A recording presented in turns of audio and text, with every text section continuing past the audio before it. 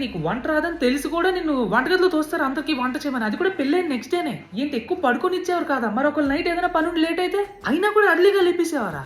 ఇద్దరు ఎక్కువ మాట్లాడుకోకూడదా? మరి మీకు ఎప్పుడైనా అలాంటి ముచ్చట్లు పెట్టుకోవాలనుకుంటే అలాంటివి కుదరవా? ఇదేంటిది? నువ్వు అమ్మ వాళ్ళ ఇంటికి ఎక్కువ వెళ్ళకూడదు, వాళ్ళు మన ఇంటికి ఎక్కువ రాకూడదు, ఇది ఎక్కడ సాడిజం? అప్పుడు నేను పుట్టుంటానా?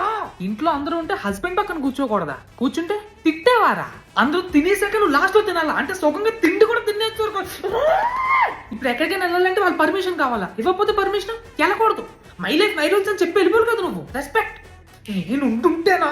అయినా ఇదంతా జరుగుతుంటే డాడీ ఏం చేస్తున్నారు? ఏం మాట్లాడేవారు కాదా? నైట్ పడుకుంటూ వచ్చి తలుపులు బాధేసి వెళ్ళిపోయేవారా? 10-20 మంది గెస్ట్లు వచ్చినా నువ్వు ఒక్కద్దరు వంట చేయాలి. నీ తోటకోటలు ఎవరు ఉంటారు కదా, ఎవరు హెల్ప్ చేయలేదా? సబ్స్క్రైబ్ చేయకపోతే హింస పెట్టి అత్తమావయాలు వచ్చేస్తారు. ఇన్ని సంవత్సరాలు ఎలా మమ్మీ భరించావు? అలా ఉండడం వల్లే మేము ఇన్ని పనులు నేర్చుకున్నావురా. ఊరుగా మమ్మీ, నీకేం తెలీదు. ఎంత హింసించారు మా అమ్మాయికి పోయిన అమ్మని. ఈలేంటి తెగ ఫీల్ అయిపోతున్నాడు.